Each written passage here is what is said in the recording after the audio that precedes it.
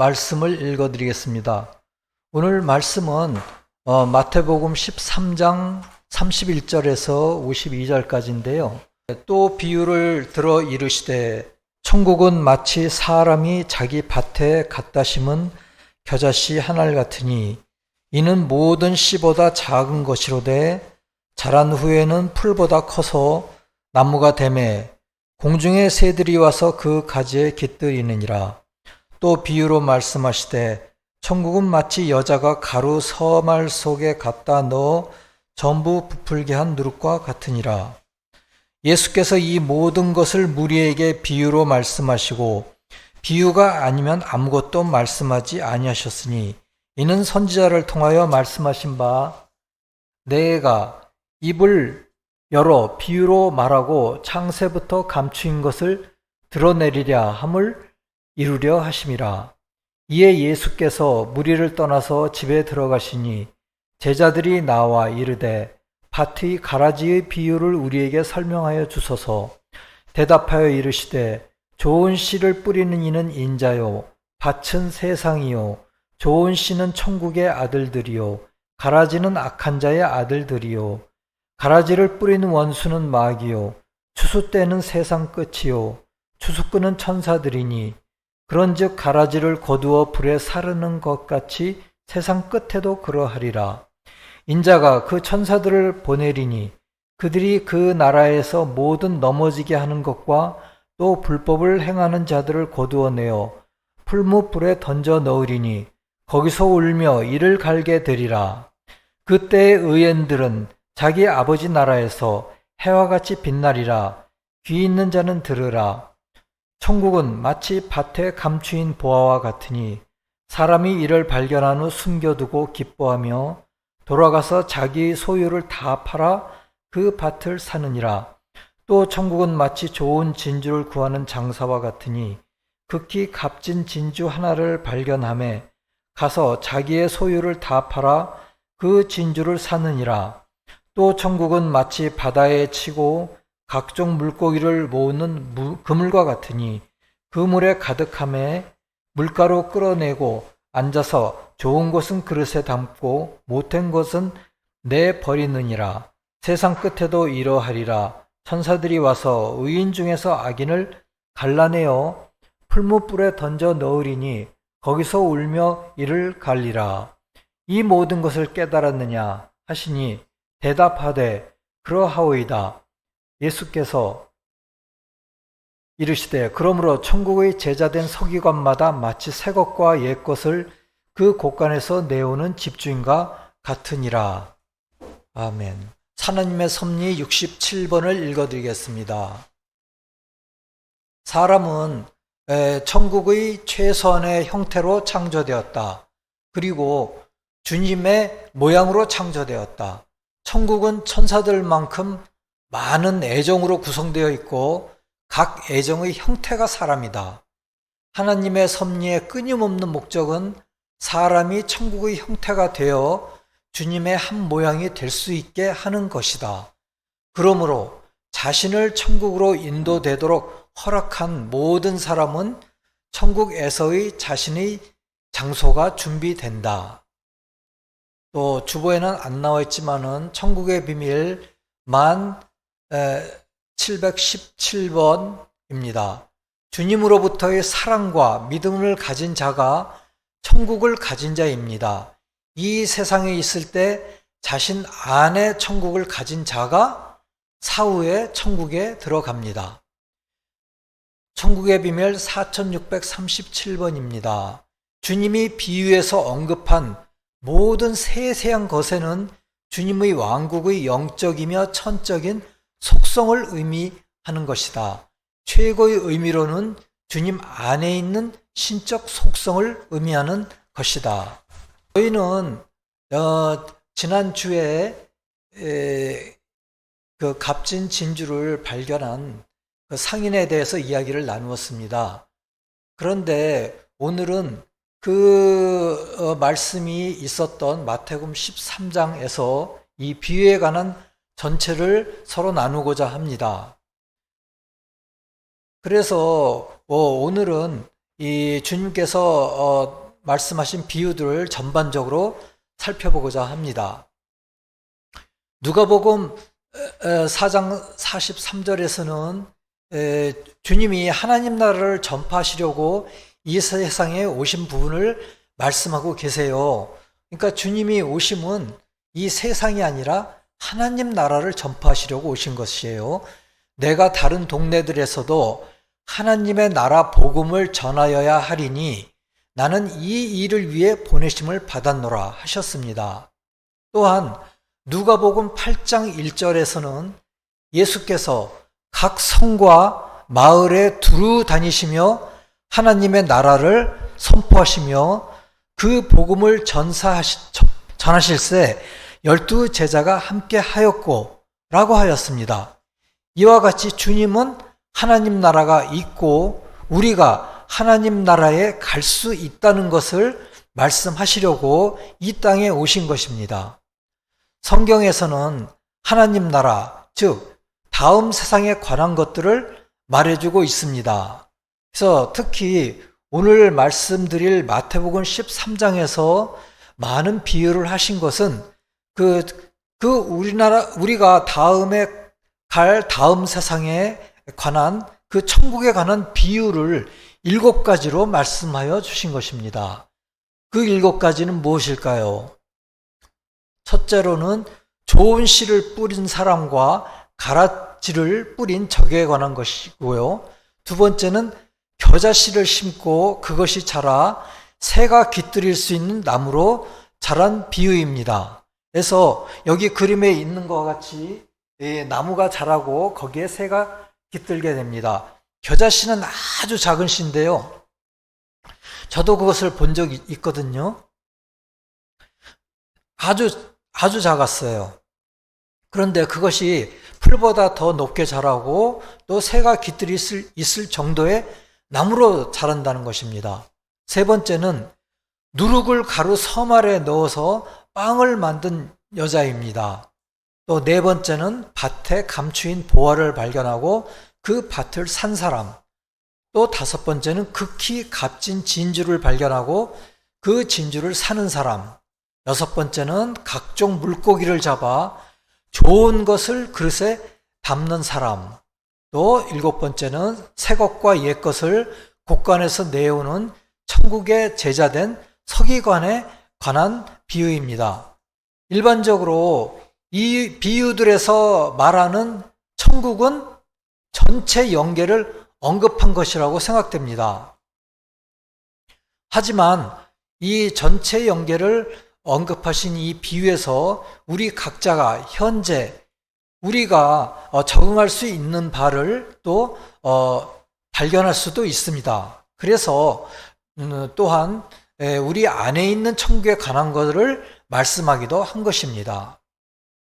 천국의 비밀 29번에서는 말하기를 보편적인 의미로 하나님 나라는 천국을 전체를 의미합니다.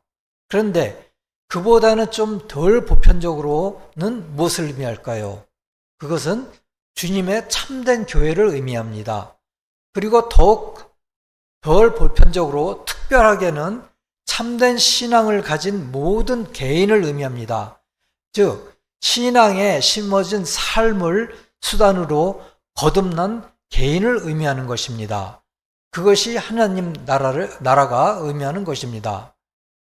하나님 나라가 그 사람에게 있기 때문에 주님은 누가복음 17장 20절 21절에서 바리새인들이 하나님의 나라가 어느 때에 임하나이까 묻거늘 예수께서 대답하여 이르시되 하나님의 나라는 볼 수 있게 임하는 것이 아니요 또 여기 있다 저기 있다 하고도 못하리니 하나님의 나라는 너희 안에 있느니라 라고 말씀하신 것입니다.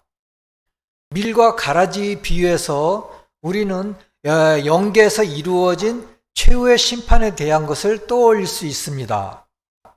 또한 48절에 좋은 물고기는 그릇에 담고 못된 것은 내버리느니라 세상 끝에 천사들이 의인 중에 악인을 갈라내어 라고 말씀하셨습니다. 이것도 주님께서 추수 때라고 말씀하셨고 세상 끝이라고 말씀하셨기 때문에 우리는 이것이 최후의 심판에 관한 것이라고 생각할 수 있습니다. 밀과 가라지가 자라게 놔두어라 라는 말씀은 개인적으로는 우리가 영계에 갔을 때 밀과 가라지가 구별되어 나타납니다. 우리 자신 안에 어떤 악이 가라지로 드러날 수도 있습니다. 그런데 그때는 그 악을 떼어내는 것이 매우 어려울 수가 있습니다. 그리고 주님도 떼어내기가 어려울 수도 있습니다. 그렇기 때문에 이 세상에 있을 때 지금부터 열심히 떼어내는 실천을 해야 합니다. 매일매일 조금씩이라도 해야 하는 것입니다. 겨자씨 비유에서는 겨자씨가 자라 나무가 되어 새들이 깃들인다는 것입니다. 즉 천국은 선한 영과 천사들이 자라는 곳이라는 것입니다. 즉 이 비유는 천국을 비유로 말씀하신 것입니다. 천국은 겨자씨가 자라서 새가 깃들일 수 있는 나무와 같은 것이다 라고 말씀하시는 것입니다. 즉 그 새들은 선한 영과 천사들을 말하는 것입니다. 주님은 겨자씨만한 믿음을 이야기하신 적도 있습니다. 우리는 여기서 겨자씨는 모든 씨보다 작지만 자란 후에는 풀보다 큰 나무가 된다고 하셨습니다. 겨자씨를 뿌리고 나무가 되는 것은 우리 가운데 진리의 씨를 심어서 영적인 성장을 경험하는 것과 같습니다. 그래서 이 말씀을 우리 가운데 적용해 보면 아주 작은 겨자씨 같은 작은 진리라 할지라도 우리는 처음에는 보잘것없이 보입니다. 하지만 우리는 그것을 듣고 또 마음속에 간직하고 있습니다. 그러나 그것이 오랜 세월이 지나면서 잘 자라게 되면 그 나무에 주님이 축복하시는 것입니다. 더욱이 다른 새들이 깃들일 수 있는 나무가 될 정도로 축복하시는 것입니다. 어느 목사님께서 어느 분에게 천국과 지옥 책을 선물했습니다. 그런데 그분은 에이 이게 뭐야 하면서 10년 동안 자기 속에 꽂아 놓았습니다. 그 속에 꽂아 놓은 상태에서 10년이 지났습니다. 10년 후에 한번 볼까 하는 마음이 생겨가지고 그 성육과 지옥을 읽어보겠습니다. 그러다가 세교회 신앙을 가지고 지금 세교회에 출석하고 계시는 분도 계십니다. 이와 같이 우리는 지극히 작은 하나의 겨자씨만한 신앙이라도 그것을 마음속에 심으면 그것이 자라서 큰 나무가 될 수가 있는 것입니다. 성경 말씀에 어느 한 구절이 우리 마음속에 들어올 수도 있습니다. 성경을 우리가 어떤 동기로 또는 단순히 공부하겠다는 동기 또는 단순히 어떤 모임에 가서 읽겠다는 동기 또는 자기 자신이 한번 읽어보겠다 하고 조용한 시간에 한번 읽어보다가 어떤 한 구절이 마음에 들어오고 감동이 와가지고 그것이 수십 년 동안 자라서 삶이 크게 변하는 경우도 있는 것입니다. 이와 같은 것이 겨자씨가 자라서 나무가 되는 천국의 비유입니다. 감추인 보화와 극히 값진 진주를 발견하면 천국이 주님이 공급해 주시는 영적 본물을 발견하고 커다란 기쁨을 느끼는 곳이라는 것입니다. 천국에서도 이와 같이 예배가 있고 또 찬양이 있습니다. 또한 말씀이 풍부한 곳입니다. 그러한 가운데서 그 영적 본물을 발견할 수가 있습니다. 또한 유용한 일을 각자가 하고 있습니다. 그러한 가운데서 또 영적인 본물을 발견하고 커다란 기쁨을 느끼는 곳이 바로 천국이라는 것입니다. 주님은 천국에 대해서 자세하게 말씀을 안 하시더라도 이러한 비유를 통해서 수많은 말씀을 전하고 계시는 것입니다. 주님에 대한 지식을 아는 것이 본물인 것입니다. 그리고 또한 주님의 시각에서는 교회에 있고 또한 교회로부터 천국에 오는 모든 성도들과 또 그로부터 또 발전하게 되는 또 천사들이 주님이 시각에서는 본물인 것입니다. 이러한 감추인포와 값진 진주의 그 비유에서 우리는 천국의 일면을 읽어볼 수가 있는 것입니다. 또한 누룩을 넣어서 가루를 부풀게 하여 빵을 만드는 여자의 비유는 어떤 의미를 가질까요? 이것은 천국은 사람들이 시유를 극복하고 성장하는 장소라는 것입니다. 그렇다면 그 선한 영과 천사들은 시유가 없을까요? 천국에서도 시유가 있는 것입니다. 왜냐하면 결코 완전하지가 않기 때문입니다. 지상으로부터 이기적인 성향을 가지고 천국에 오는 것입니다. 이러한 이기적인 성향이 가끔 누룩같이 발효의 과정을 일으킨다는 것입니다. 이 상태에서 천사와 선한 영들은 천국에 있는 자신의 축복의 상태에 의문을 가집니다. 천국의 비밀 2338번에서는 말하고 있습니다. 시험은 주님의 임재와 자비 그리고 그분의 구원에 대한 의심의 감정을 수반합니다. 그러한 때 사람과 함께 존재하며 시험의 원인이 되는 악령들은 부정적인 전망을 심어주기 위해 최선을 다한다고 합니다. 근데 주님의 선한 영과 천사들은 모든 방법으로 의심하는 태도를 분산시켜서 항상 희망의 느낌을 보존하고 결국에는 긍정적인 전망을 강화합니다. 즉 이전보다 더 좋은 상태가 되는 것입니다. 영적으로 더 좋은 성장을 하게 되는 것입니다. 결과적으로 시험을 받는 사람은 부정적인 전망과 긍정적인 전망 사이에 놓이게 되더라도 시험을 극복하는 사람은 의심의 감정을 경험하더라도 종국에는 희망으로 가득 차서 긍정적인 전망을 더욱 굳건히 유지합니다. 라고 말씀하십니다. 그러니까 주님께서 이러한 비유를 말씀하신 것은 천국에서도 이러한 시험에 의해서 영적인 성장을 한다는 것을 말씀하신 것이라고 생각됩니다. 영적으로 말하자면 천사들은 지옥으로부터의 어두운 임류를 극복하고 일어서는 것입니다. 이것은 마치 누룩에 의해 발효가 끝나고 빵의 굽기가 끝나는 것과 같습니다. 즉 누룩에 의해서 그 발효가 일어나고 시험이 일어나지만은 그 빵은 굽기는 끝납니다. 이것은 시험이 끝나고 우리가 또 천사들이 또 영인들이 더욱 영적으로 성장하는 그런 천국의 모습을 비유로서 말씀하신 것입니다. 누룩을 넣어서 가루를 부풀게 하고 빵을 만드는 것은 거짓 추론을 넘어서서 주님의 사랑으로 우리의 목표를 잡으라는 것입니다. 또한 주님의 사랑으로 우리의 목표를 잡게 된다는 것입니다. 즉 개인적으로 우리에게 적용하기는 이러한 주님의 사랑으로 우리가 더욱더 시험을 거쳐서 성장할 수 있고 우리의 영혼을 발전시킬 수 있다는 의미입니다. 이러한 의미로서 주님은 또 하나의 의미 있는 천국의 비유를 하신 것입니다. 이러한 그 비유로서 우리는 천국에 대한 많은 상상을 할 수가 있는 것입니다. 또한 그물 네트워크에서 애정과 생각이 같은 사람들을 모으는 것이 각종 물고기를 모아서 선별하여 추리는 비유의 의미로서 생각할 수도 있습니다.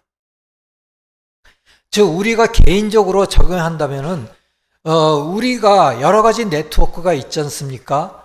지금은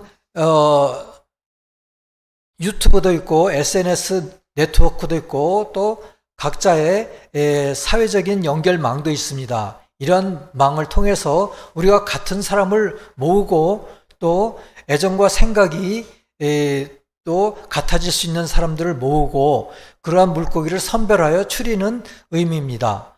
또한 우리 개인적으로는 우리의 영혼을 먹일 수 있는 지식을 모아서 추리라는 의미입니다. 거짓을 배격하고 또 우리 영혼을 먹일 수 있는 그 진리를 모으는 것입니다. 또한 그로 말미암아 우리 마음속에 하나님 나라를 구성하기 위한 것입니다. 그리고 하나님 나라를 구성하여 주님을 바라보고 서로 도우는 나라를 구성하기 위한 것입니다. 그러나 천국은 현재의 삶과 단절하여 미래의 다음 세상에 있지 않습니다. 하나님 나라를 이루는 것은 매일매일 말씀을 우리 삶에 적용하는 것에 있습니다. 그 주님이 이 물고기를 모으는 그물에 대해서 말씀하실 적에 그것은 이제 세상 끝에 대해서도 말씀하신 것입니다. 세상 끝에서 천사들이 이 좋은 것과 나쁜 그 물고기를 구분해서 그릇에 담습니다. 이것도 세상 끝에 관한 것인데 이것에 대해서는 좀 더 다음에 자세하게 말씀드리겠습니다. 우리에게 적용하기에는 이러한 비유의 말씀들을 알 수 있는 그 교훈들을 우리 삶에 매일매일 적용하는 것에 있습니다. 그러므로 천국을 이 세상에서부터 준비하는 것입니다. 이 세상에서의 상태가 그대로 다음 세상에서 이어지기 때문입니다. 천국에서의 일상은 이 세상과 아주 비슷하다고 합니다. 우리 삶에 이 비유들을 적용해야 합니다. 이 비유들을 삶에 적용할 때 가라지를 구별하고 씨를 뿌리고 나무를 키우고 누룩으로 빵을 만들고 그러니까 시험을 극복하고 또 말씀에서 보물을 발견하고 또 보물을 사고 팔고 물고기를 분류하고 새 것과 옛 것을 우리의 곳간에서 가지고 나와야 합니다. 그렇게 할수록 우리는 주님의 임재를 더욱더 경험할 수 있습니다. 다가오는 천국의 삶에 우리는 준비해야 합니다. 주기도문에 하늘에서 이루어진 것이 땅에서도 이루어지이다 하는 말씀을 우리 삶에서 이루고 우리 삶에서 진리가 되어야 합니다. 아멘.